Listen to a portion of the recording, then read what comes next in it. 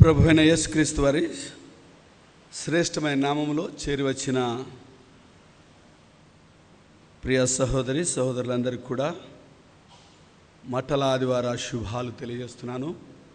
మరి మొట్టమొదటిగా దేవుడు చాలా సంవత్సరం తర్వాత ఈ స్థలంలో నిలబడడానికి ప్రభు నాకు ఇచ్చిన ధన్యతను బట్టి నేను దేవుని ఎంతగానో స్తుతిస్తూ, అలాగే నన్ను ప్రేమించి నన్ను ఆహ్వానించిన స్థానిక సంఘ కాపరి గారికి, చార్లెస్ అయ్య గారికి, అలాగే సంఘ కౌన్సిల్ ప్రెసిడెంట్ చైర్మన్ అయ్య గారు ప్రభుదాస్ అయ్య గారికి, అలాగే సెక్రటరీ సైమన్ అన్న గారికి, ఎగ్జిక్యూటివ్లో ఉన్నటువంటి ప్రతి ఒక్కరికి పేరు పేరున శుభాలు తెలియజేస్తున్నాను. ప్రియులారా, మీ మధ్యలో ఉండడం నాకెంతో ఆనందం.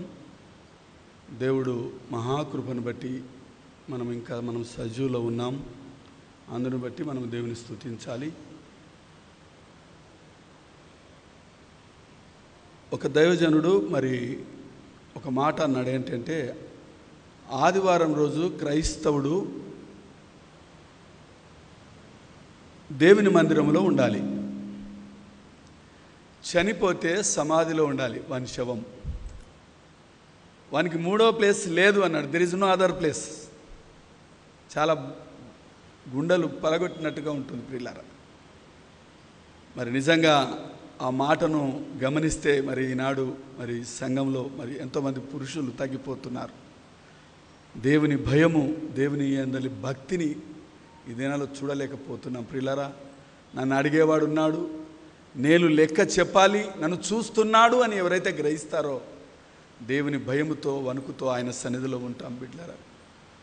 దేవుడు మనల్ని ప్రేమిస్తున్నాడని రుజువు ఏమిటంటే, నీవు నేను బ్రతికుండడమే దేవుడు మనల్ని ఇది గొప్ప సాక్ష్యం. చప్పటి కూడా దేని పడదాం ప్రియులారా. కనుక దేవుడు మనకిచ్చిన సజీవ స్థితి చాలా గొప్పది.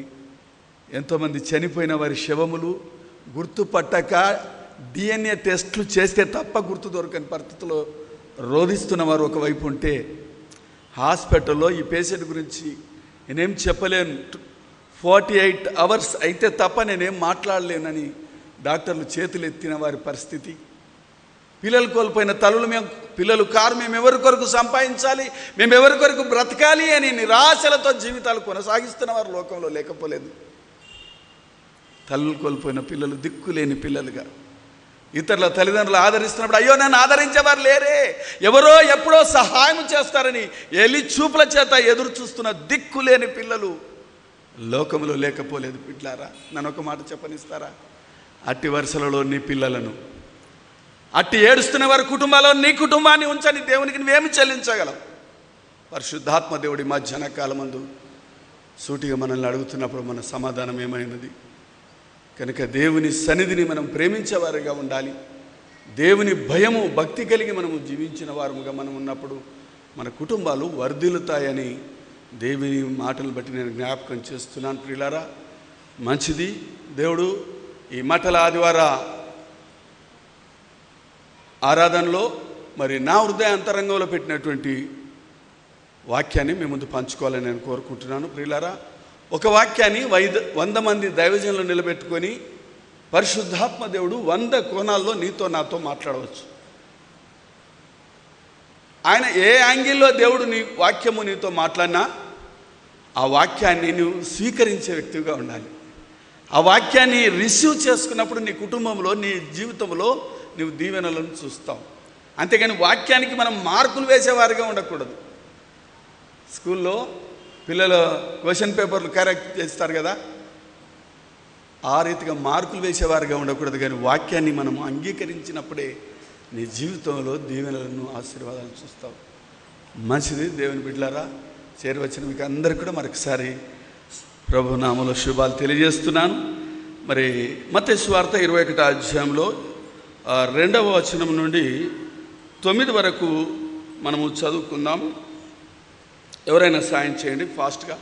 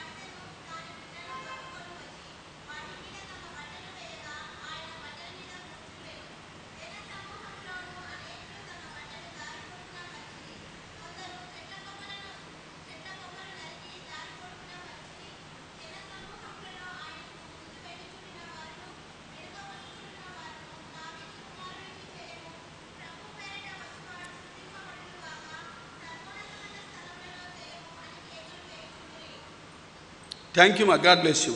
తలలెత్తండి. వాక్యం అయిపోగానే మీరు వాక్యం వైపు చూడాలి, ఎందుకంటే కాన్సెప్ట్ వేరే కాంటెస్ట్లోనికి మనం వెళ్ళిపోతాం కనుక. ఇక్కడ గమనిస్తే ప్రియులారా, యేసుక్రీస్తు ప్రభువారు సశరీరుడుగా ఈ లోకంలో ఉన్నప్పుడు ఆయన మరి చివరి దశలో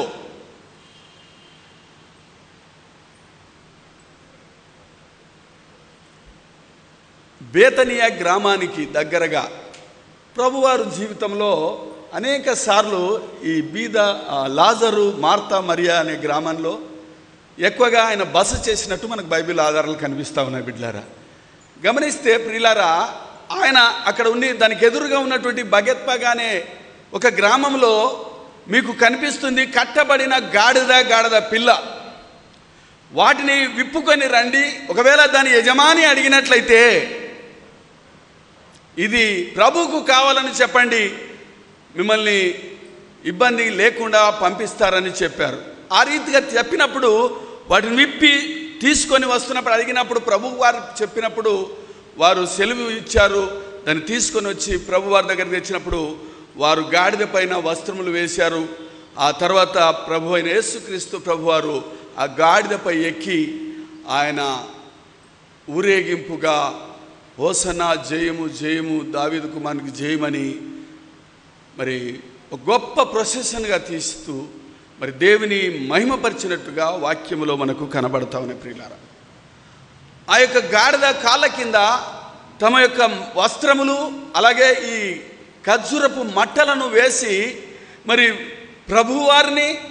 ప్రభువారు ఎక్కి ఉన్నటువంటి గాడిదను కూడా ఘనపరిచినట్టుగా వాక్యములో మనకు కనిపిస్తూ ఉన్నాయి ప్రియులారా. ప్రభువారు ఎందుకు గాడిదను ఎక్కవలసి వచ్చింది మనం అనుకున్నప్పుడు దేవుని వాక్యంలో చూస్తే జకర్యా గ్రంథము 9వ అధ్యాయం 9వ వచనం అంటాడు, నీ రాజు నీతిపరుడును రక్షకుడును దీనుడై గాడిద పిల్లను ఎక్కి నీ యొద్దకు వచ్చుచున్నాడు. అది ప్రవచనం. అందుకే ప్రియులారా గమనిస్తే old testament is a prophetic book, new testament is a implement book. అంటే ప్రవచనాత్మకమైనటువంటి గ్రంథము పాత నిబంధన అయితే, కొత్త నిబంధన మరి అమలు జరిగిన ఇంప్లిమెంట్ అయినటువంటిది నెరవేర్పు గ్రంథంగా మనము పిలుస్తారు పండితులు.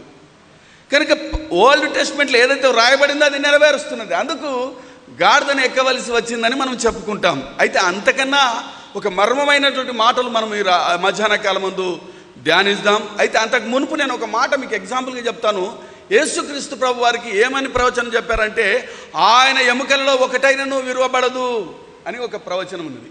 మరి ఆయన చనిపోయినప్పుడు మరి ఆయన ఒక ఎముక కూడా విరగలేదు. మరి పక్కల దొంగల కుడివైపు ఎడమవైపు దొంగలను చూస్తే ప్రియులారా వాళ్ళ కాళ్ళు విరగొట్టినట్టుగా వాక్యం సెలుస్తుంది. ఆ ప్రభు వారిని సిలువకేసిన సమయంలో, జస్ట్ అర్థం కావడానికి చెప్తున్నాను, సిలువకేసిన సమయంలో వచ్చి పిలాతుతో చెప్తారు ఆ బంట్రౌతులు, అయ్యా యేసు చనిపోయాడంట. అప్పుడే చనిపోయాడా అని అంటే వెళ్ళిపోయి ఆ బంట్రౌతులో మరి పక్కలో బల్లెం పెట్టి పొడిచి చూసినప్పుడు చనిపోయి ఉన్నాడు. అప్పటికి నీరు రక్తము కారుతున్నది పొడిచినప్పుడు. అప్పటికి సిలువపై ఉన్నటువంటి ఇద్దరు దొంగలు కూడా ఇంకా చనిపోలేదు, ప్రాణంతో ఉన్నారు. అప్పుడు ఏం చేశారంటే మరి ఆ దొంగల యొక్క కాలు విరిచి వారి యొక్క బాడీలను కిందికి తీసేశారు. అలాగే ప్రభు అయిన యేసుక్రీస్తు వారిని కూడా, కానీ ప్రభు వారి యొక్క కాలు విరవలేదు. పిల్లలు ఇక్కడ ఒకటి గమనించాలి, ఎందుకంటే దేవుని సమయం వేరు, అపవాది సమయం వేరు. అపవాది ఏంటి? యేసు ప్రభు వారు ఇంకా బ్రతికుండాలి. నా మాటలు కొంచెం అర్థం చేసుకోవడానికి ట్రై చేయండి. యేసు ప్రభు వారు ఇంకా బ్రతికుండాలి. బ్రతికుంటే ఆయన కాలు విరవబడతాయి. కాలు విరవబడితే లేఖనము నెరవేర్పు కాదు, లేఖనము ఫెయిల్ అయిపోతుంది. ఆయన మాటలు విలువ లేకుండా పోతుంది. కానీ దేవుని మాట నెరవేర్పును చూస్తున్నాం. అందుకే ప్రభువారి సమయంలో ఆయన చనిపోయాడు. ప్రభువారి సమయంలో చనిపోయాడు. పిలాతు అంటున్నాడు, అప్పుడే చనిపోయాడా? ఎస్, ఆయన సమయంలో ఆయన చనిపోయాడు. కనుక ఆయన ఎముకలలో ఎవరు కూడా ఆయన ఏమీ కూడా ముట్టలేదు. కనుక ఇక్కడ కూడా గమనిస్తే ప్రియులారా, ఈ లేఖనాలు అనేవి ఆ నెరవేర్పులో భాగాన్ని మనం ఇక్కడ చూస్తున్నాం. మరి యేసుక్రీస్తు ప్రభువారు మరి గాడిదపై ఎందుకు వచ్చారు? పూర్వకాలంలో చాకళ్ళు మైల బట్టలు మోయడానికి, బరువులు మోయడానికి, ఈ దినాల్లో మరి ప్రయాణ వాహనాలు ఉన్నాయి, ఆ దినాల్లో లేవు. మరి అలాంటి దినాల్లో మరి గాడిదలను వాహనములుగా వాడుకున్నారు. మీకు తెలుసు, యేసుప్రభు వారిని జన్మ ఇవ్వడానికి మరియమ్మ గారు దాదాపు 180 కిలోమీటర్లు లేక 180 కిలోమీటర్లు మరి ఆమె గాడిదపై ప్రయాణం చేసి ప్రసవించింది. కనుక ఈ గాడిద జంతువులలో నీచమైనది, తృణీకరించబడింది, ఎన్నిక లేనిది. ఉదయమంతా దాంతో పని చేసుకుంటారు, దానికి ఇంత భోజనం ఆహారం పెట్టారు అంటారు, అవసరానికి మాత్రమే వాడుకుంటారు. నా ప్రియ దేవిని బిడ్డలారా, దానిపై ఎక్కి వస్తున్నటువంటి రాజు, మరి రాజులు గుర్రాలు ఎక్కి కదా వచ్చేది, రాజులు గుర్రములు ఎక్కి కదా యుద్ధాలు చేసేది, రాజులు గుర్రాలతో రథములతో కదా యుద్ధములు చేసి శత్రువులను జయించేది. మరి ఈయన ఏంటి రాజు అంటారు? గాడిద పైన ప్రయాణం చేసేస్తున్నట్టే నీ రాజు నీతిపరుడు, నీ రాజు నీతిమంతుడు. ఆయన నమ్ముకున్నట్టు మనము నీతిమంతులం. నేను ప్రార్థించినప్పుడు అనుకుంటా, నా నీతికి ఆధారమైన దేవా, నా నీతి మురికి గుడ్డతో సమానం, కానీ నిన్ను బట్టి నీ రక్తంలో కడగబడినందుకు నేను నీతిమంతులను. వాక్యం సెలవిస్తుంది బిడ్డలారా. నీతిమంతుని ప్రార్థన మరొకపూర్వకమైనదై బహుబలము కలిగిన దేవుడును. ఆయన ఒక్కడు ప్రార్థన చేస్తే దేశమంతా వర్షం లేదు, ప్రపంచమంతా, ఆ దేశానికే లాక్, ఆకాశం లాక్, ఫైనాన్షియల్ స్టేటస్ ఆగిపోయింది. మనం ప్రార్థన చేస్తే బిడ్డలకు, కుటుంబాల్లో, సంఘాల్లో మనం స్వస్థతలు చూసుకోలేకపోతున్నాం, పొందుకోలేకపోతున్నాం. ఏమై ఉండొచ్చు? మన భక్తి జీవితంలో నీతిని, మన నీతికి ఆధారమైనటువంటి మన నీతిమంతుని యొక్క భక్తిని మనము కలిగి ఉంటున్నామనేది వాక్యము అనే అద్దములో మనల్ని మనము పరీక్షించుకునవలసిన వారం. అందుకే నీ రాజు నీతిమంతుడు, నీ రాజు సాత్వికుడు, నీ రాజు రక్షకుడు. ఆయన దీనుడై వచ్చాడు. ఎంతగా తగ్గించుకున్నాడు.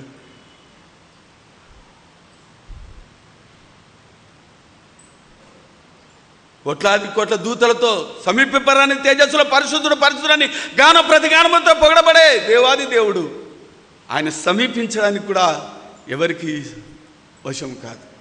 అలాంటి దేవుడు ఈ మానవుని దగ్గరికి రావడానికి తగ్గించుకొని ఆయన జీవితంలో ఎంతగా మనకు తగ్గింపును నేర్పుతా ఉన్నది అనేది ఈ మట్టల ఆదివారంలో ఒక కోణాన్ని మనం గ్రహించాలి బిడ్డలారా. అందుకే ఈ రాజు మరి గుర్రములపై కదా వచ్చేది, యుద్ధాలు చేసేది. కానీ మన రాజు కాదు.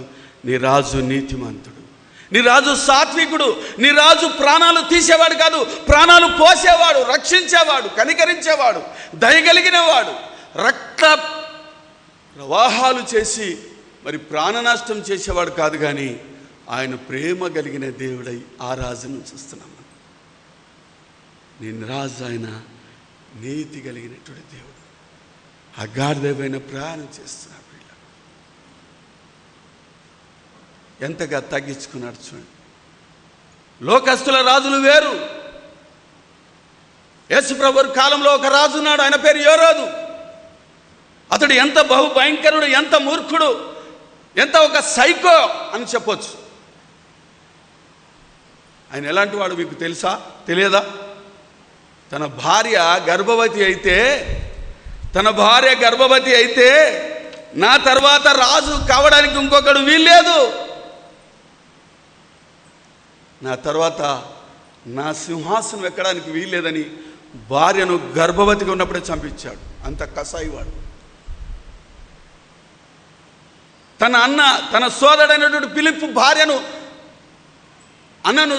సోదరును చంపించి అతని భార్యను ఉంచుకున్నాడు, హెరోదియను. మీకు తెలుసు, కరుణామయుడు చలనచిత్రంలో కదిలే మువ్వల సందడిలో ఒక పాట, చిన్న అమ్మాయి డ్యాన్స్ చేసి పాట పాడుతుంది. ఆ తర్వాత భలే బేషమ్మాయి, నువ్వు చాలా చక్కగా నాట్యమాడి అందరిని అలరించావు, నీకేం కావాలో కోరుకో, రాజ్యం కావాలన్నా సగం కావాలని హేరోదు రాజు అన్నప్పుడు అప్పటికి ఆమె తల్లి చేత ప్రేరేపణ చేత ప్రేరేపించబడింది. ఏమిటి? అదిగో నా పాపాన్ని ఎత్తి చూపాడు, నేను చేసిన తప్పుని ఎత్తి చూపిన, అదిగో బాప్తిసం ఇచ్చి యోహాను యొక్క తల తీసేయాలి. అది ఆయన కోరుకున్నటువంటి బహుమానం. అదే ఆయన కోరుకున్నట్టు ఆమె ప్రేరేపించినట్టు ప్రియులారా. కనుక యోహాను నువ్వు తప్పు చేసావని ఎదిరించాడు. ఇదిగో నీ సోదరుని భార్యతో పాపం చేస్తున్నావు అని హెచ్చరించిన కారణాన ఆయన ఉరి తీయబడ్డాడు. అంటే అంతటి మూర్ఖుడు. ఇంకా ఒక ఆశ్చర్యకరమైన మాట చెప్పనిస్తారా? అతడు బ్రతుకున్నప్పుడు అవసాన కాలంలో కష్టకాలం చనిపోయే సమయంలో వచ్చినప్పుడు చాలామందిని జైల్లో వేయించాడట. జైల్లో వేయించి నేను ఎప్పుడైతే చనిపోతానో ఏ రోజు అయితే అందరినీ అదే రోజు అందరిని ఉరి తీసేయండి అన్నాడట. అంటే ఆయన మంచివాడు కాడు, ఆయన చనిపోతే ఎవరు ఏడవరు సానుభూతితో. కనుక నేను చనిపోయిన రోజు అందరూ ఏడవాలంటే వారి బంధువులంతా జైల్లో పెట్టి వారిని ఆ రోజు చంపేసేయండి. చెప్పండి, ఇప్పుడు అతడు ఎంత సైకో. యేసుప్రభు వారి జన్మ సందర్భంలో ఉన్నటువంటి ఏ రోజు గురించి నేను చెబుతున్నాను. మన రాజు అలాంటి రాజు కాదు. ఇప్పుడున్న రాజరికము కొంతకాలము, కానీ మనము యుగ యుగములు మనతో ఉండేటువంటి రాజు ఆయన. ఏడుపు లేని, దుఃఖము లేని, మరణము లేని, చీకటి లేని, ఆకలి లేని,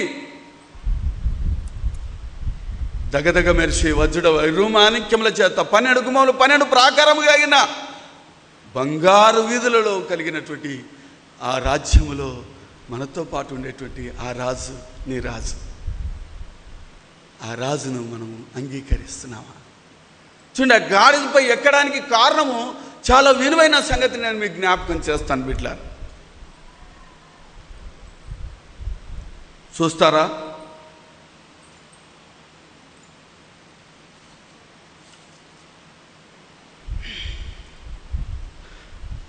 నిర్గమకాండం 34వ అధ్యాయం 19వ వచనం గట్టిగా స్పష్టంగా చదవండి. మరి ప్రతి తొలుచూలు పిల్ల నాది, నీ పశువులలో తొలుచూలు లేదైనా అది మగవిడ కానీ గొర్రె పిల్లయే కానీ అది నాదగును. చదవమ్మా. గొర్రె పిల్లను ఇచ్చి గాడిద తొలిపిలను విడిపింపబలను, దాని విమోచింపని ఎడల దాని మెడను. చూడండి, ఇక్కడ గమనించండి, నా వైపు చూడండి పిల్లలు. హల్లెలూయా, గమనించండి. ప్రతి తొలుచూలు నాది, ప్రథమాది దేవునికి ఇవ్వాలి. మన పిల్లలను దేవుని సేవకి ఇవ్వాలి.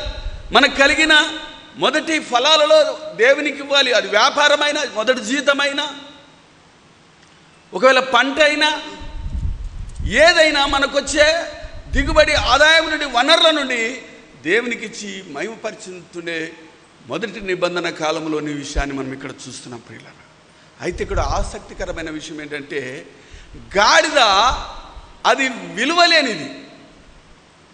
గాడిద విలువలేనిది. ఎవరు ఇష్టపడరు దాన్ని, ఎవరు దాన్ని యాక్సెప్ట్ చేయరు, దానికి గౌరవించరు. చెప్పాను కదా, ఉదయం అంతా పని చేస్తుంది, ఆ తర్వాత దానికి సరైన ఆహారం కూడా పెట్టరు. మరి గాడిద దాని మీద ప్రభు అయిన యేసుక్రీస్తు ప్రభు వారు కలిగి ఉన్నప్పుడు దాని కాళ్ళ కింద ఖర్జూరపు మట్టలు, వస్త్రములు వేసి ఘనపరిచారు. చూడండి, ఇప్పుడు గాడిదను ప్రభువారిని మోసిన గాడిదకి ఎంత ఘనత వచ్చింది. హల్లెలూయా, ఆమేనండి. హల్లెలూయా. గాడిదను ప్రభువారిని మోసుక వచ్చినటువంటి గాడిదకు ఎంత ఘనత వచ్చిందంటే, దాని కాళ్ళ కింద మట్టలు వేసి, దాని కాళ్ళ కింద వస్త్రములు వేసి ఘనపరుస్తున్నారు, జయము జయము అంటూ. ప్రభువారిని కలిగి ఉన్న వారు దీవించబడతారు, హెచ్చించబడతారు.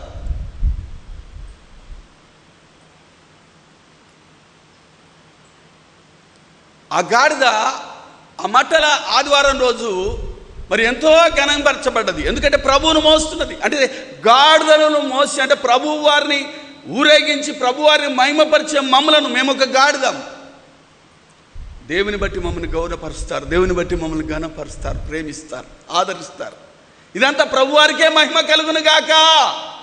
ప్రియులారా, గమనిస్తే ఒకప్పుడు మన పూర్వస్థితి ఎలా ఉండేది? ఊరు బయట ఎక్కడో మన గుడిసెలు ఎక్కడి, మన పితరులు, మన పూర్వీకులు వస్త్రములు లేకుండా ఊర్లోకి వచ్చేవారు, చెప్పులు తొడుక్కోకుండా తిరిగేవారు. మరి దినాల్లో గొప్ప గొప్ప ఉన్నత స్థితిలో దేవుని బిడ్డలు ఉంటారు. ఐపీఎస్లు ఉన్నారు, డాక్టర్లు ఉన్నారు, ఇంజనీర్లు ఉన్నారు, కలెక్టర్లు ఉన్నారు. డాక్టర్లు ఉన్నారు. అందుకే మొదటి సమూయేలు గ్రంథం 2వ అధ్యాయం 8వ వచనం నాకు ఒకసారి సాయం చేయండి. మరలా ఆ వాక్యం అలాగే పెట్టుకోండి. మొదటి సమూయేలు గ్రంథము 2వ అధ్యాయం 8వ వచనము. ఒక అద్భుతమైన వాక్యాన్ని మీకు గుర్తు చేస్తాను. దరిద్రును అధికారులతో కూర్చుండబెట్టి మహిమగల సింహాసనమును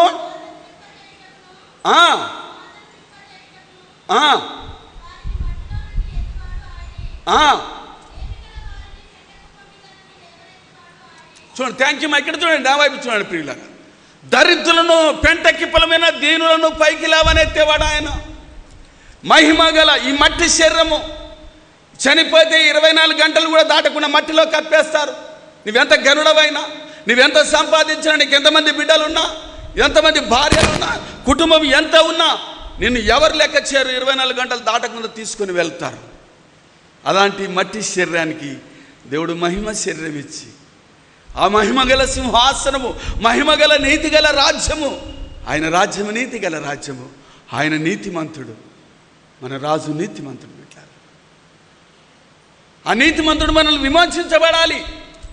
ఆ నీతిమంతుడు చేత మనం విమోచించబడాలి. నా రక్తంలో మనము కడగబడాలి. దరిద్రులను పెంట కుప్పలుండి దీనులను పైకి లేవనెత్తే దేవుడయ్య. అధికారులతో నిన్ను కూర్చునబెడతాడు. ఈ దినాల్లో చూస్తే దేవుడు ఎంతో తన బిడ్డలను ఉన్నత స్థితిలో మనం అనేకం చూస్తున్నామంటే దేవుడు తన పిల్లలను దీవిస్తున్న విధానం, ఆయన ఆశీర్వాదించిన విధానం అది ప్రియులారా.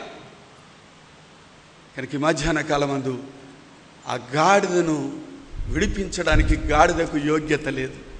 గాడిద అపవిత్రాలు. గాడిద జంతువుల్లో నీచమైనది, తృణీకరించబడింది, లెక్కలేనిది, వెలలేనిది. అది చెల్లించడానికి దానికి యోగ్యురాలు కాదు. అందుకే దాన్ని విడిపించాలంటే ఏం కావాలి? గొర్రె కావాలి. గొర్రెనిచ్చి దాన్ని బ్రతికించాలి. ఈరోజు మరి ఆ గాడిద బ్రతకాలి అంటే దానికి స్థానంలో ఒక గొర్రె పిల్ల బలి కావాలి. అర్థం చేసుకోండి. Come to understand please. హల్లెలూయా, ఆమేన్, హల్లెలూయా. ఆ గాడిద బ్రతకాలి అంటే దాని స్థానంలో దానికి బదులుగా బలి కావడానికి ఒక గొర్రె కావాలి. ఆ గొర్రె ప్రభు అయిన యేసుక్రీస్తు వారు. హల్లెలూయా. అది సాదృశ్యంగా ఆయన చేయబోయే శిలువ యాగానికి సాదృశ్యంగా ఈ గాడిదపై ఎక్కి వచ్చి ఊరేగిస్తూ జయహో జయహో జయమని, హోసన్నా జయము అనగా రక్షకుడా ఇప్పుడే రక్షించు, హోసన్నకు జయము అని అర్థాన్ని కలిగినటువంటి మాటలతో స్తోత్రాలు చేస్తూ ఆ చిట్ట చివరిగా మరి యేసుక్రీస్తు ప్రభువారు ఆయన శిలువకు అప్పగించబడక ముందు యెరూషలేము వీధుల్లో ఈ గాడిద పైన ఊరేగించబడుతూ ఆయన ఘనత పొందినట్టు దేవుని వాక్యములు మనకు స్పష్టంగా సెలవుతుంది. ఇప్పుడు ఈ గాడిద బ్రతకాలి అంటే, ఆ గాడిద మెడ విరవకూడదు అంటే, ఆ గాడిద ప్రాణంతో ఉండాలి అంటే ఈ అపవిశుద్ధులైనటువంటి ఈ గాడిద స్థానంలో గాడిద బ్రతకాలి అంటే గొర్రె పిల్ల కావాలి. పిల్లరా, గాడిద అంటే నేను.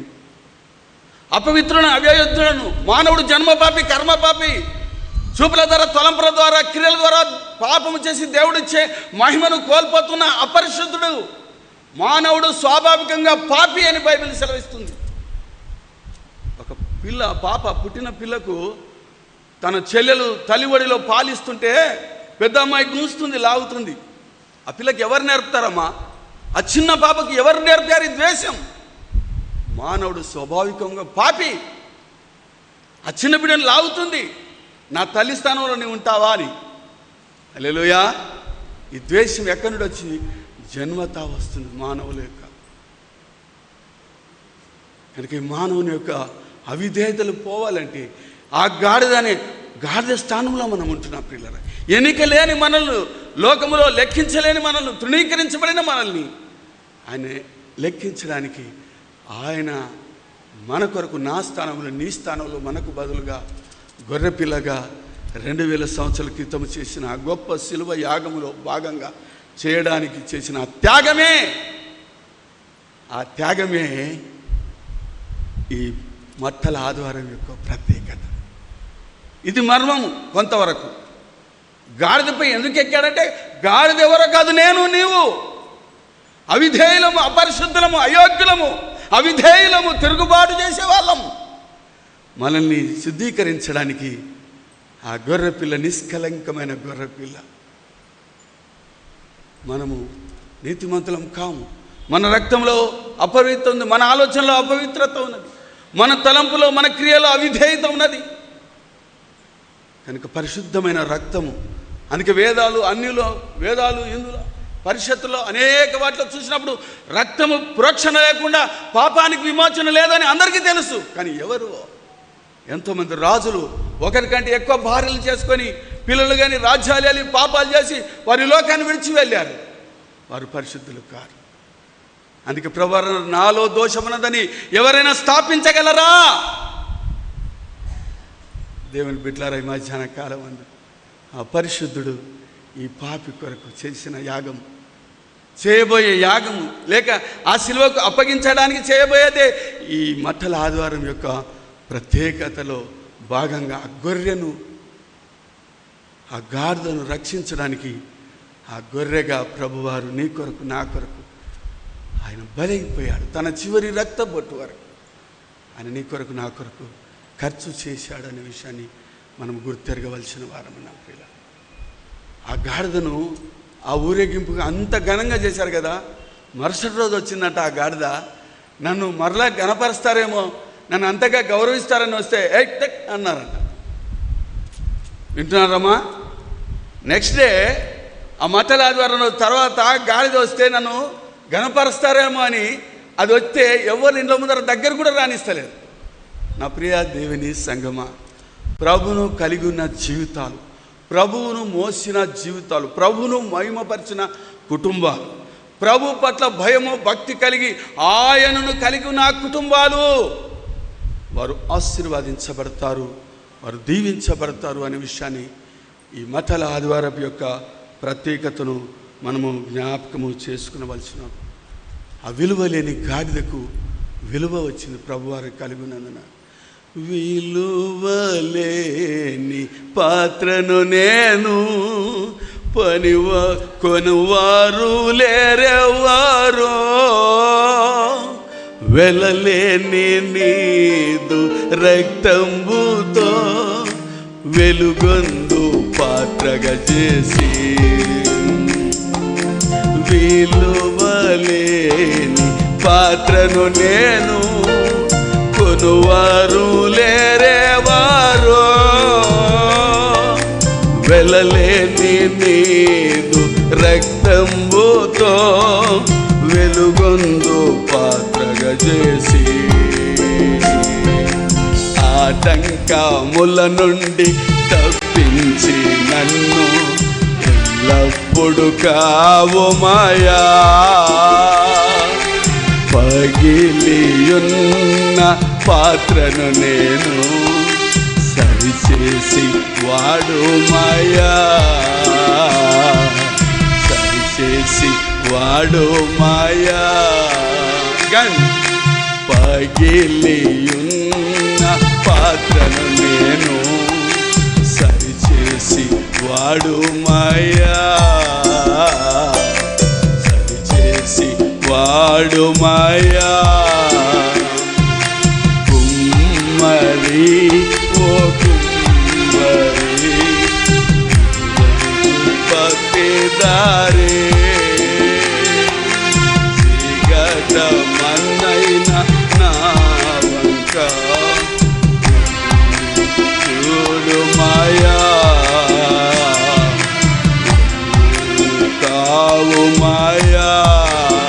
హల్లెలూయా. పిల్లరా, ఈ మట్టల ఆదివారంలో ప్రభువారిని మనం ఏం గుర్తిస్తున్నాం? ఆయన ఒక రాజుగా చూస్తున్నాం. ఒక నీతిపరుడైన రాజు అనే ప్రవచనము కొన్ని వందల సంవత్సరాల క్రితం ప్రవక్తల చేత వ్రాయించాడు. సమాధానానికి రాజు ఆయన. పిల్లరా, రాజులకు మరి ఏ రీతిగా హానర్ చేస్తారో ఒక వాక్యాన్ని మీకు గుర్తుకు తెస్తాను, చూస్తారా? మొదటి 2వ రాజుల గ్రంథము 9వ అధ్యాయం 13వ వచనం. 2వ రాజుల గ్రంథము 9వ అధ్యాయము 13వ వచనం.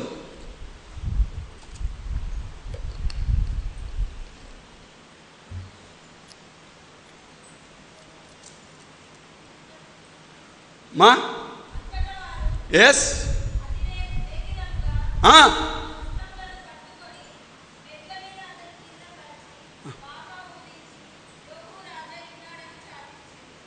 చూడండి, యెహోషాపాతు కుమారుడు అయినటువంటి యెహూ రాజు అయినప్పుడు అక్కడ ఒకడు మీకు ఆధారం చూపించడానికి వాక్యాన్ని గుర్తు చేస్తున్నాను.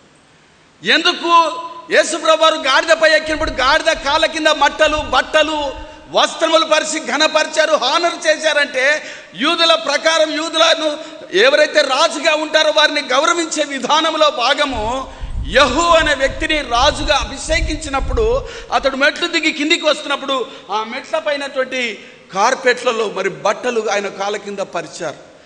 అదే భాగంగా ఈ గాడిద కింద అంటే ప్రభువును మోసిన ఈ గాడిద కాళ్ళ కింద ఘనత వచ్చింది. ప్రియులారా, మొదటిది ఏం నేర్చుకున్నాం? ఆయన రాజు నీతిపరుడు, ఆయన మన దేవుడు నీతిమంతుడు, ఆయన నీతి న్యాయము కలిగినటువంటి వాడు. ఆయన యుద్ధాలు చేయడానికి కాదు వచ్చేది, ఎందుకంటే ఆయన ఆశ్చర్యకారుడు, ఆలోచనకర్త, బలవంతుడు అనే దేవుడు, నిత్యుడు తండ్రి, సమాధానానికి యెహోవా షలోమ్ అంటారు. ఆయన సమాధానానికి అధిపతి, ఆయన సమాధానాన్ని ఇవ్వడానికి లోకానికి వచ్చాడు. రక్తాన్ని ఒలికించడానికి కాదు, కానీ రక్తాన్ని కార్చడానికి, ప్రాణాలు కాపాడడానికి రక్షకునిగా ఈ లోకానికి వచ్చిన సందర్భంలోని అది అర్థం చేయడానికి, ఈ మర్మము మనకు అర్థం కావడానికి ఈ మట్టల ఆదివారంలో ఆయన చేసినటువంటి ఈ క్రియ ద్వారా మనకు అర్థమవుతుంది. ప్రియులారా, ఆయన చిట్ట చివరిగా ఆ యొక్క యెరూషలేము వీధులలో ఆ యొక్క గాడిద పైన ఊరేగించబడుతూ గణపరుచుతూ ఆయన యెరూషలేములకు చివరిసారిగా వెళ్ళాడు. ఆయన జీవితంలో ఆయన ఇంకా సిలువకు అప్పగలదు కదా, చివరిసారిగా యెరూషలేముకు మందిరంలోనికి ఆయన వెళ్ళాడు. ప్రియులారా, చాలామంది పండితులు ఏం చెప్తారంటే ఆయన ఏ ద్వారము మెయిన్ ద్వారం ద్వారా అయితే ఆయన వెళ్ళాడో ఆ మెయిన్ ద్వారం మూసివేయబడిందట. చాలామంది ఏమంటారంటే ఆ మూసివేడి లాక్ సీల్ చేశారంట ఆ యొక్క ద్వారాన్ని. అంటే ఈ ప్రభువారు రెండవ రాకడలో వచ్చినప్పుడు ఆ ద్వారం తెరవబడి ఆ ద్వారా వెళ్తారని ఒక నానుడి కూడా మనం వింటున్నాం. అయితే ఆయన వెళ్ళినటువంటి ఆ యొక్క మార్గము మూసివేయబడినది. యెరూషలేము ఆ వీధులలో మరి యెరూషలేము లోపలికి వెళ్తున్నప్పుడు ఆ మెయిన్ గేటు లాక్ చేయబడింది, అక్కడికి ఆయన వెళ్ళారు. పిల్లారా, మరి ఇంతటితో ఆగిపోయిందంటే నేను ఇంకొక విషయాన్ని చెప్పి ముగించడానికి ఇష్టపడుతున్నాను. పిల్లారా, ఈ మట్టల ఆదివారంలో మొదటిగా ఆయన రాజుగా గణపరచబడ్డాడు. ఆయన నీతిపరుడుగా రాజుగా గణపరచబడ్డాడు. ఎందుకంటే కాళ్ళ కింద బట్టలు వేశారంటే దాని అర్థం ఏంటి? యెహూ రాజు అయినప్పుడు పరిచారు కదా, దానికి సంకేతంగా సింబాలిక్గా ప్రభుని యేసుక్రీస్తు వారి కాళ్ళ కింద లేక గాడిద కాళ్ళ కింద ఆ యొక్క బట్టలు వేసి మట్టలు వేసి గణపరిచి జయహో జయహో ఊరేగింపులతో ప్రభును గణపరచబడ్డాడు అనే విషయాన్ని గుర్తెరుగుతున్నాం. అయితే ఆయన ఏం చేశాడు? చివరిసారిగా ఆ యెరూషలేములోనికి వెళ్ళాడు. యెరూషలేమునికి వెళ్ళి ఏం చేశాడు అనే విషయాన్ని చూద్దాం. మత్తయి సువార్త 21వ అధ్యాయం, మత్తయి సువార్త 21వ అధ్యాయం 12వ వచనం.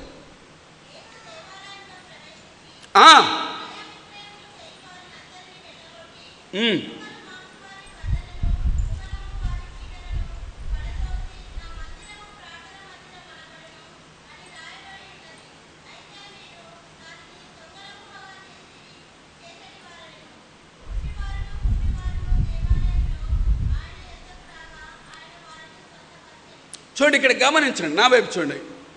హల్లెలూయా.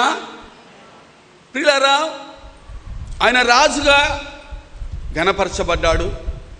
రెండవది, గాడిదను విమోచించాడు. అంటే ఆయన తన స్థానంలో మన స్థానంలో ఆయన ఉన్నాడు. మనము మరణించడానికి యోగ్యులమైనటువంటి మనల్ని మన స్థానంలో ప్రభువారు. అందుకే ఒక మాట నన్ను చెప్పనండి ఈ మాటల్లోనికి వెళ్ళక మునుపు. మరి కొలసీ పత్రికలు ఏమంటారంటే ఆయన శిలువ మీద మన యొక్క పాపములన్నీ కూడా తుడిచివేశాడు. ఆయన మన యొక్క పాపములన్నీ కూడా శిలువ మీద తుడిచివేశాడు. మనకు విరోధంగా వ్రాయబడినాయి. ఏమని విరోధంగా? ధర్మశాస్త్రము విరోధంగా రాశారు. ఆజ్ఞలు ఏం చెప్తాయి? మానవుని దోషిగా చూపుతాయి. నువ్వు తప్పు చేశావు, పాపం చేశావు, నువ్వు మరణించాలి అంటుంది. ధర్మశాస్త్రం ఏం చెప్తుంది? ధర్మశాస్త్రం ఎప్పుడైతే ఉందంటే అది ఖచ్చితంగా మనల్ని నేరము చూపిస్తుంది.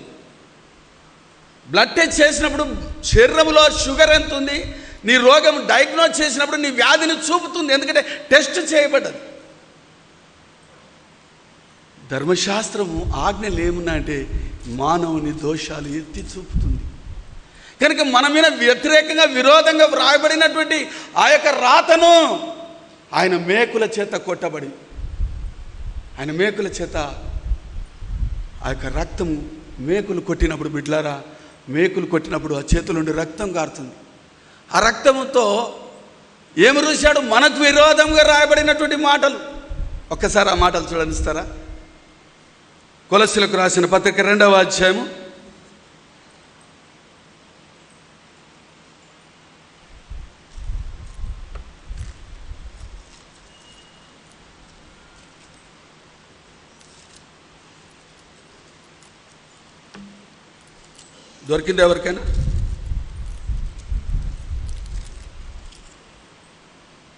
2వ అధ్యాయము 13.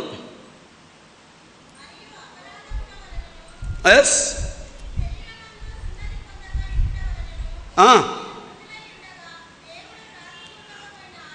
వ్రాతపూర్వకము.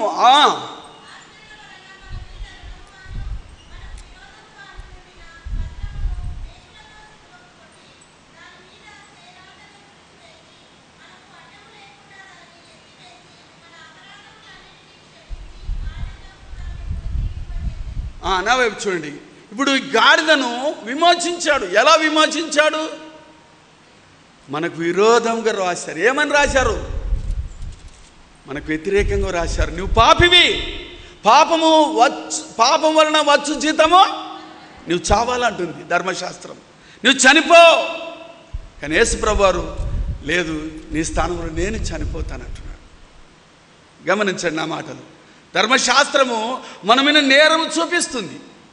అందుకే ఆ మేకుల చేత కొట్టినప్పుడు పాపపత్రం, మనం అచ్చి ఉన్నాం, మనం బాకీ ఉన్నాం. ఎవరికైనా 1,00,000 రూపాయలు తీసుకుంటే ఒక బాండ్ రాసిస్తాం.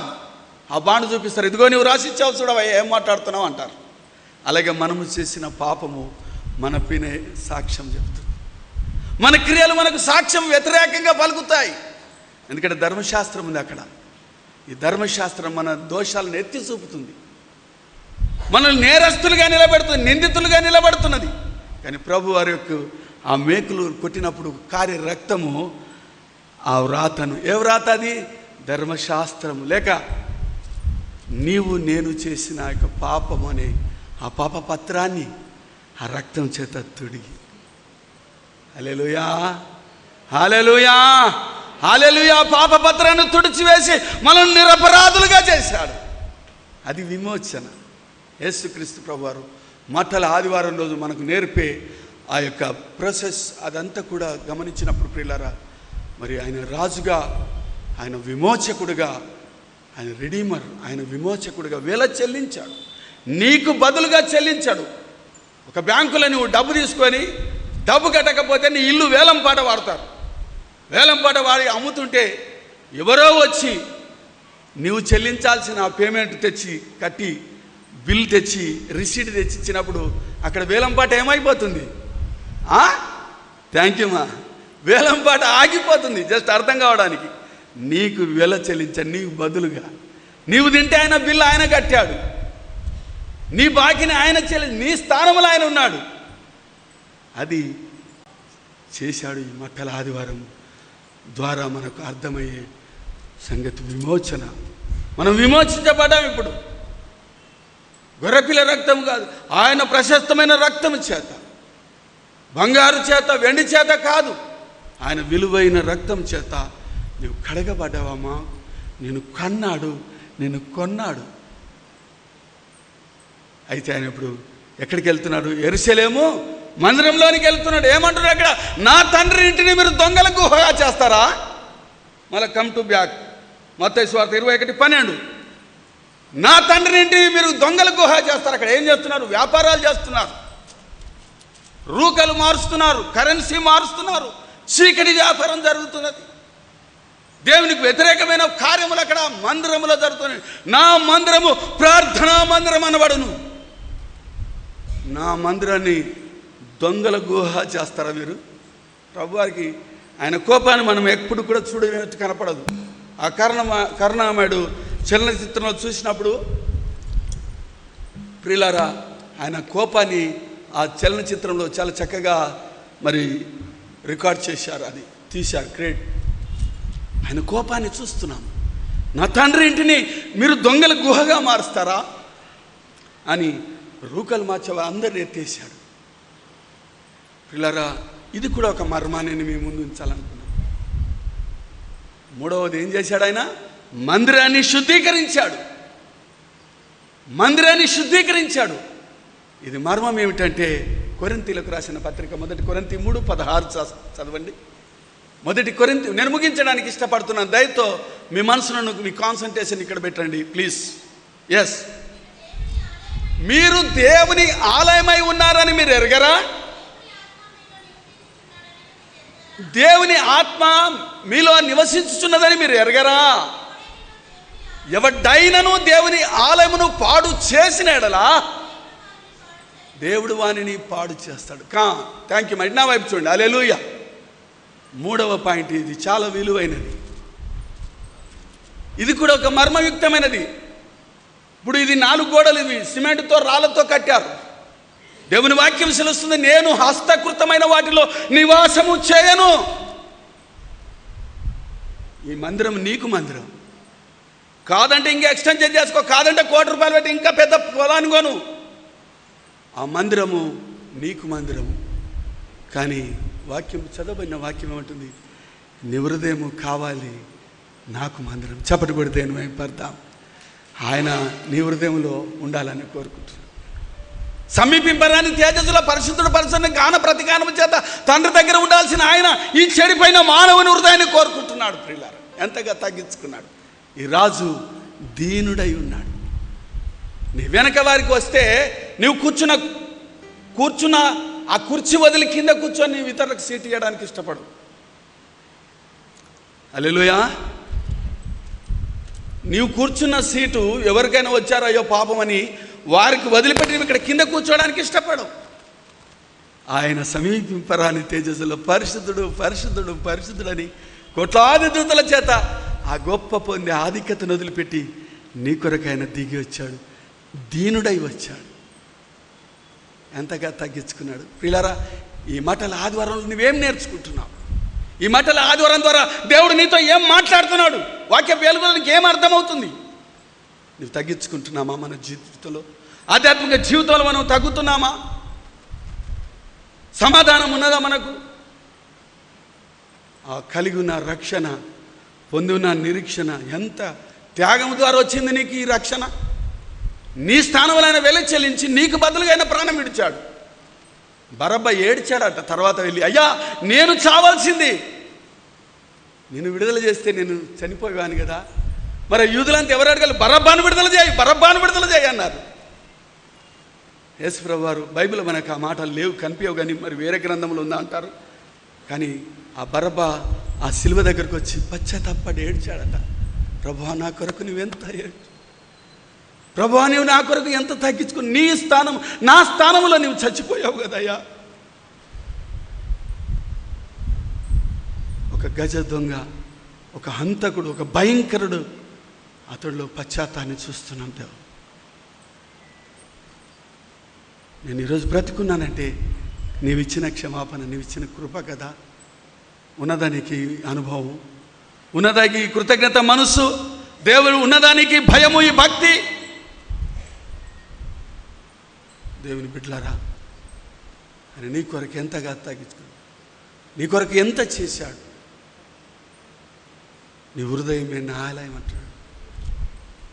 గోడలు కాదు, గోడల్లో కాదు, నీ హృదయంలో ఈ చెడిపోయిన మానవుని హృదయాన్ని కోరుకుంటున్నాడంటే ఎంతగా తగ్గించుకున్నాడు. ఒక్కసారి ఆలోచించండి అమ్మా ప్లీజ్.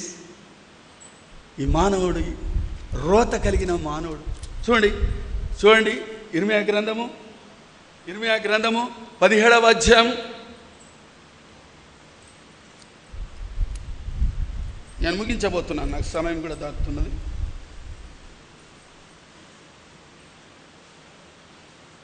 ఇర్మియా గ్రంథం 19వ అధ్యాయము 17వ వచనం చూస్తారా?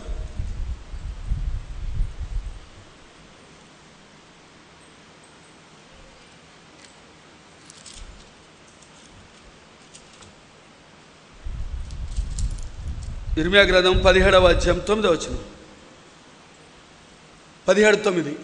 హృదయం అన్నిటికంటే మోసకరమైనది, అది ఘోరమైన వ్యాధి గలదు, దానిని గ్రహించగలవాడెవడు? ప్రియులారా చూడండి, నా వైపు చూడండి. హృదయం బహు ఘోరమైన వ్యాధి కలిగినది. మానవ హృదయం చెడిపోయింది ప్రియులారా. మరి ఇట్లాంటి మానవ హృదయాన్ని ఆయన కోరుకుంటున్నది. దేవుడు కోరుకున్న ఈ మనిషి హృదయం ఏమైపోయింది? ఇర్మియా భక్తుడు ఏమంటాడు? చెడిపోయింది. ఆదికాండంలో అంటాడు, మానవుడు కేవలము చెడ్డవాడు. ఆయన కేవలము చెడిపోయాడు అని ఆదికాండంలోనే చెప్పాడు. నరుని ఆలోచన చెడిపోయిందని. ఆదమల ద్వారా స్టార్ట్ అయింది అది. తినొద్దన్న ఫలం తిన్నప్పటి నుండి నీ హృదయమే నా ఆలయం అంటున్నాడు దేవుడు. ఇర్మియా భక్తుల ద్వారా ఈ హృదయం మోసకరమైనది, ఘోరమైన వ్యాధి కలదు. అంతరంగంలో ఏముంటుంది, బయటికి ఏం మాట్లాడుతాం తెలియదు. హైదరాబాద్లో ఆ మధ్యలో ఒక వ్యక్తి తన కుమార్తె తక్కువ కులానికి చెందినవాడిని ప్రేమించి వివాహం చేసుకున్నదనే నెపంతో అల్లునికి బిడ్డకు చెప్పాడు, అమ్మా మీరు బట్టలు ఇప్పిస్తా మీకు రండి అన్నాడు. ఎర్రగడ్డ ప్రాంతంలో జరిగిన విషయం చెప్తున్నా. బట్టలు ఇప్పిస్తానమ్మా, బట్టల షాప్కి రండి అని బిడ్డకు అల్లునికి చెప్పారు. వాళ్ళు బైక్ పైన వస్తున్నప్పుడు ఇతడు ఆ కొబ్బరి బోండాలు నరికేటువంటి కత్తి దానికి బట్ట చుట్టుకొని తన ముఖానికి కూడా హెల్మెటో ఏదో ధరించుకొని గుర్తుపట్టకుండా మరి అల్లుడు బిడ్డ దిగగానే అల్లుడిని చంపడానికి ప్రయత్నించాడు. ఆ తీసుకొని పోయి కొట్టబోయే ముందు అతడు హెల్మెట్ ఉన్న కారణాన అల్లుడు తప్పించుకున్నాడు. తన కూతురు అడ్డుపోతే చెయ్యికి పడ్డది, చెయ్యి నరికిండు. ఆయన పోయి జైల్లో పడ్డాడు. పిల్లరా ఎందుకు పిలిచాడు బిడ్డను అల్లుని? చెప్పాలి, బట్టలు ఇప్పిస్తానని. అంటే మనిషి అంతరంగము ఎంత పాడై ఉన్నది. మనిషి అంతరంగాన్ని ఎవరు గ్రహించగలడు? అందుకే హృదయము బహు ఘోరమైన వ్యాధి గలదు, దాన్ని గ్రహించగలవాడేవాడు? చూడండి, మట్టల ఆదివారంలో ఆయన శుద్ధీకరణ చేసే 3వ పాయింట్ ఏంటంటే హృదయ శుద్ధీకరణ. హృదయ శుద్ధి గలవారు దేవుని చూచేదరు. హృదయ శుద్ధిగా ఆయనకు కావాలి. మానవ హృదయం చెడిపోయింది ఇలాగా. మానవ హృదయం మార్క్స్ వార్త 7వ అధ్యాయము 21లో ఒక లిస్ట్ ఉన్నది. మార్క్స్ వార్త 7వ అధ్యాయము ఆ లిస్ట్లో ఉన్నది. ఆ లిస్ట్లో ఉన్నవి అన్నీ కూడా ఈ మట్టల ఆదివారంలో నువ్వు కరిగిపోవాలి. మార్క్స్ వార్త 7వ అధ్యాయం 21లో ఒక లిస్ట్ ఉన్నది. లోపల నుండి అనగా మానవుని హృదయంలో నుండి దురాలోచనలు,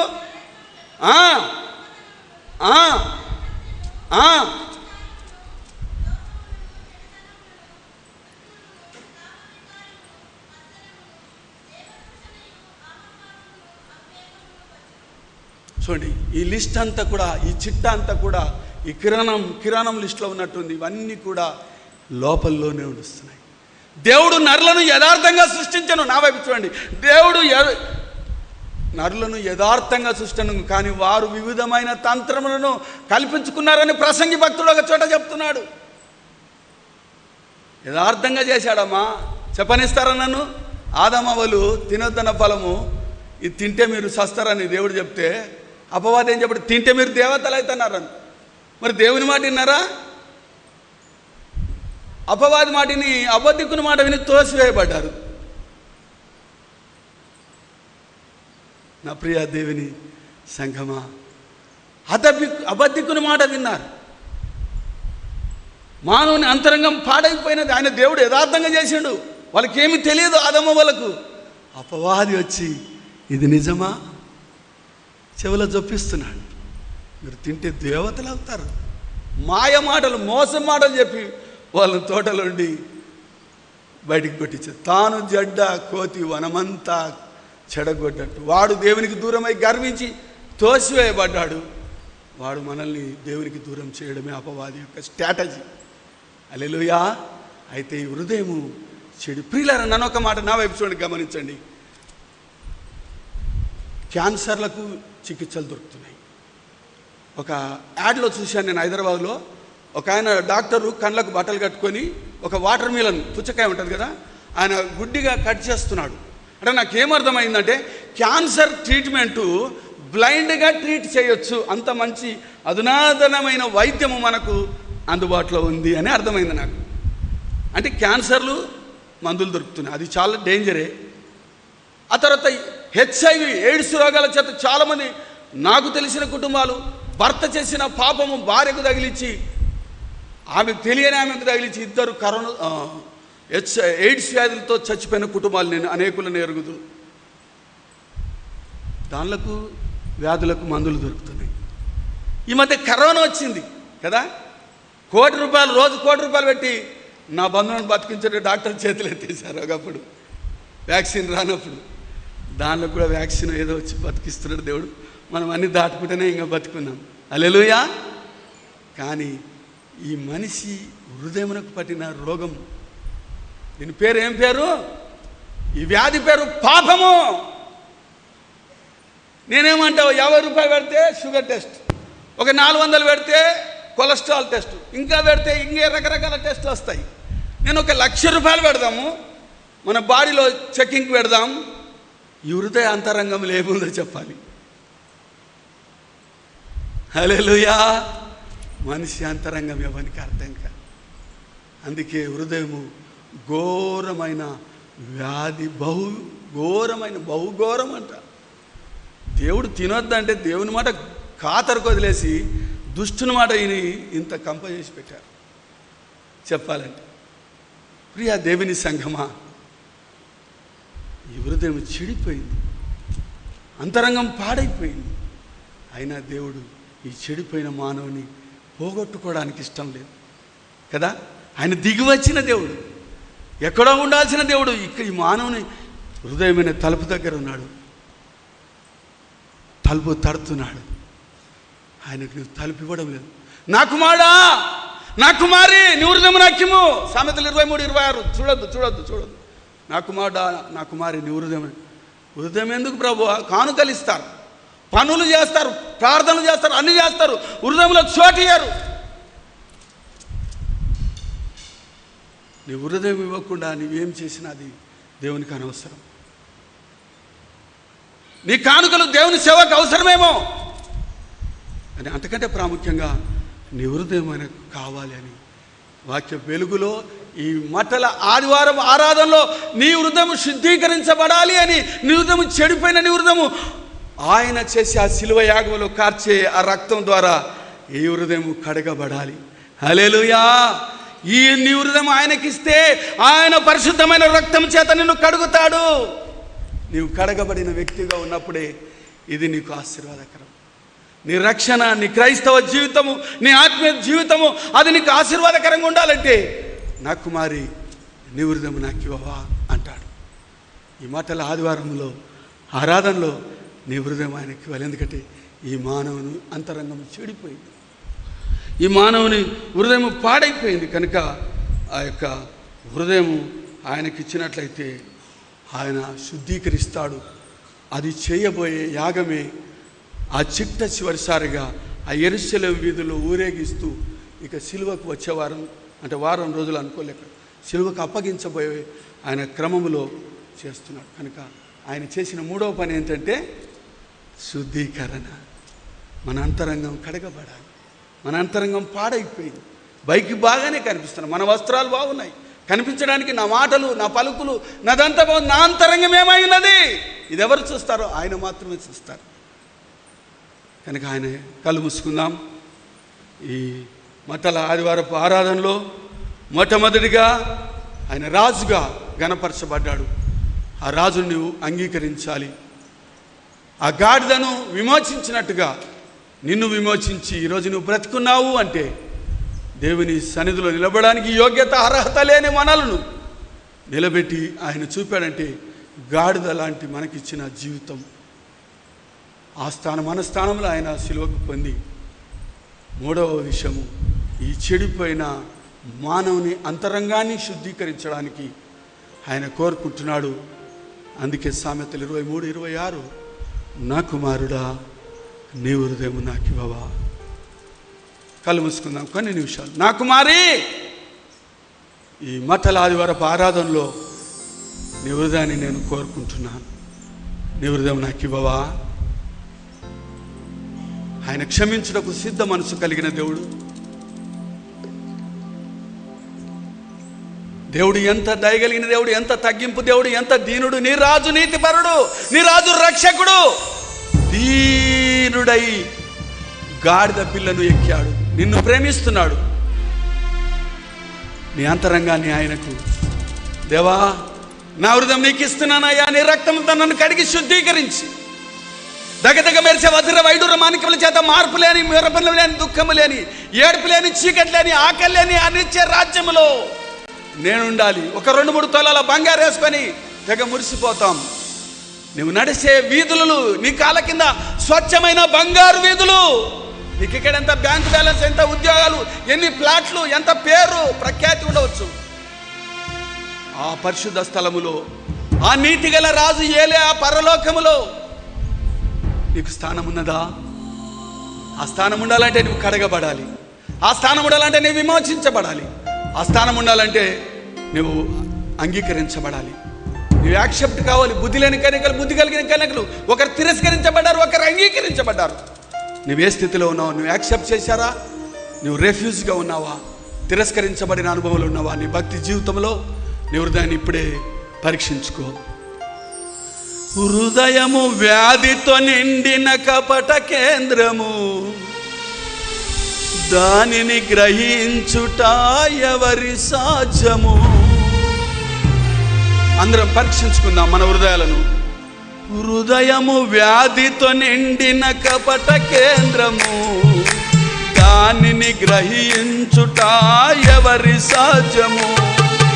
మనసు మర్మమెరిగిన మహనీయుడా, మనసు మార్చగలిగిన మహనీయుడా, మనసు మర్మమెరిగిన మహనీయుడా, మనసు మార్చగలిగిన నిజ దేవుడా. నా మదిని కోవెలగా మలచుకోవయా, నా హృదినే రారాజుగా నిలిచిపోవయా. నా మదిని కోవెలగా మలచుకోవయా, నా హృదినే రారాజుగా నిలిచిపోవయా. మనసున్న మంచి దేవా, నీ మనసును నాకిచ్చావా? మనసు మలినమైన నాకై మనసుగా దిగి వచ్చావా? మనసున్న మంచి దేవా, చెంచల మనసాడించు బ్రతుకు ఆటను, వంచన చేసి నడుపును బ్రతుకు ఆటను. చెంచల మనసాడించు బ్రతుకు ఆటను, వంచన చేసి నడుపును తప్పు బాటను. అంతరంగమును పరిశీలించు యేసయ్యా, స్థిర మనసుతో నీ దారిలో సాగనివ్వయా. అంతరంగమును పరిశీలించు యేసయ్యా, స్థిర మనసుతో నీ దారిలో సాగనివ్వయా. నా మదిని కోవెలగా మలచుకోవయా, నా హృదినే రారాజుగా నిలిచిపోవయా. నా మదిని కోవెలగా మలచుకోవయా, నా హృదినే రారాజుగా నిలిచిపోవయా. మనసున్న మంచి దేవా, నీ మనసును నాకిచ్చావా? మనసు మలినమైన నాకై మనిషిగా దిగి వచ్చావా? సున్న మంచి దేవా. పరిశుద్ధుడా, జీవం గల తండ్రి, ఈ ప్రత్యేక సమయంలో మిస్పా సంఘములో చేరువచ్చిన నీ బిడ్డ అందరి కొరకే నేను చేతులు చాపుతున్నాయా. ఇదిగో ఈ మాటల ఆదివారం ద్వారా ప్రభువా, నువ్వు నాతో మాతో మాట్లాడిన ప్రతి మాటను బట్టి నీకు స్తోత్రాలు చెల్లిస్తున్నాను. లేఖను నెరవేర్పు భాగముగా మీరు చేసిన ఈ గొప్ప త్యాగాన్ని, దీనత్వాన్ని బట్టి నీకు స్తోత్రములు నాయన. మా రాజా, సమాధానానికి అధిపతిపైన దేవానికి స్తోత్రములు. ఇదిగో గాడిద లాంటి మా బ్రతుకులు, లోకంలో తృణీకరించబడి లెక్కలేని, ఎన్నిక లేని, వెలివేయబడిన మా బ్రతుకులను, యోగ్యత లేని మా బ్రతుకులను మాకు బదులుగా నీవు ప్రాణం పెట్టి మమ్మల్ని బ్రతికించి ఇచ్చిన రక్షణ, విమోచన మాకు మా కొరకైన వెల చెల్లించావు. నీకు స్తోత్రం. అవును తండ్రి, మేము చేసిన పాపములు నీ సిలువలో కార్చి ఆ రక్తం ద్వారా మా పాపములు తుడిచివేసి, ఇక మా పాపము మాపై నేరము మోపకుండా, ఆరోపణ చేయకుండా క్షమించి మమ్మల్ని బ్రతికించావని లేఖనాలు సెలవిస్తున్నాయి. Yes lord, thank you father. మూడవది ప్రభా, యెరూషలేము వీధుల్లో ఆయన నీ మందిరాన్ని పాడు చేశారు. నా మందిరాన్ని పాడు చేస్తే నేను వాడిని పాడు చేస్తానని చెప్పిన ఆత్మీయ కోణము నా కుమారి, నా కుమారుడు ఎవరులేమో నాకు ఇవ్వమంటున్నారు. ఈ చెడిపోయిన మానవుని అంతరంగాన్ని నువ్వు చూస్తున్నావు. ఎవరెవరి అంతరంగంలో ఏమున్నదో నువ్వు ఎరిగిన దేవుడు. కృప చూపండి, కృప చూపండి. మా హృదయాలను ఈ మటల ఆదివారం ఆరాధనలో నీవు అడిగిన రీతిగా నీకు సరెండర్ చేయగలిగితే, నీవు మా కొరకు చేసిన గొప్ప త్యాగము, ఈ యాగము ద్వారా మీరు కార్చిన ఆ పరిశుద్ధమైన, పవిత్ర, నిష్కలంకమైన రక్తము చేత ఈ పాపి మలిన హృదయాలను శుద్ధీకరించి, కడిగి పవిత్రులుగా, పరిశుద్ధులుగా చేసి నీ నిత్య రాజ్యానికి వారసులు అవ్వడానికి కృప చూపినట్లు మేము అందరము నీకు సరెండర్ అవ్వటం కృప చూపించమని ఇంతవరకు నీ సన్నిధి మాతో ఉంచినందుకే స్తోత్రాలు. ఎవరెవరి అక్కడి అవసరతలు, చెప్పుకోలేని సమస్యలు, హృదయములో దాగి ఉన్న, అంతరంగంలో దాగి ఉన్న కన్నీరు నువ్వు చూస్తున్న దేవా, మీకు స్తోత్రాలు. వారి కన్నీటిని నాట్యంగా మార్చే దేవా, మేమంతా నీ పిల్లలము నాయనా, మేమెంతైనా నీ పిల్లలము తండ్రి. నీ రక్తం చేత కడగబడిన పిల్లలము, పడిపోయిన వారము, తప్పిపోయిన వారము. తప్పైన కుమారుని మీరు అంగీకరించిన దేవుడు, మమ్మల్ని మధ్యాహ్నకాలం మంది అంగీకరించి మా హృదయాలను నువ్వు చేర్చుకొని, మా ఆలోచనలన్నీ నువ్వు చెరపట్టి నీ రక్తంలో కలిగి శుద్ధీకరించి కృప చూపించు. నీ సేవకుని బట్టి, కుటుంబాన్ని బట్టి, పరిచయాన్ని బట్టి నీకు స్తోత్రం. ఉన్నటువంటి ఆ యొక్క ప్రభా అనారోగ్య సమస్యను బట్టి, త్రోట్ ఇన్ఫెక్షన్ వేస్తున్నాము తొలగించండి. 120 కీర్తన ఆమెన్, Hebrewed 25 ఆమెన్, మత్తయి 16:19 ప్రకారం యేసునామములో నీ సేవకుని విడుదల స్వస్థతనిచ్చి పరిచర్య, ఘనమైన పరిచర్య వారి ద్వారా జరిగించుకుని, ఇక్కడ ఎంతకాలం నీ కుమారుడు ఉంటాడు వారి ద్వారా ఘనమైన పరిచర్య జరిగించుకొని మీరు మహిమ పొందమని, వారికి ఇచ్చిన భారాన్ని బట్టి, వారు చేసిన గొప్ప కార్యాలను బట్టి నేను స్తుతిస్తున్నాను దేవా. శ్రేష్టమైన నీ సేవకుని కుటుంబాన్ని మీరు ఆదరించి కృపించు. నన్ను కూడా జ్ఞాపకం చేసుకుని నిశ్చితమైన మరొకసారి వీళ్ళతో కలిసి కృపండి. మేము తిరిగి లోకంలో కలిసిపోక, లోకంలో నుండి మేము ప్రత్యేకించబడి, మా రాజు నీవని, మేము విమోచించబడ్డ బిడలమని లోకంలో కలిసిపోక, ప్రత్యేకించబడి, పరిశుద్ధపరచబడి నీ కొరకు జీవించి, సాక్షి బిడ్డలుగా జీవించి గొప్ప కృప మీరు అనుగ్రహించి యేసు పరిశుద్ధ నామములో ప్రార్థించి వేడుకొని పొందినాము తండ్రి. ఆమేన్. ఇంతవరకు ఓపిక థ్యాంక్ యూ. God bless.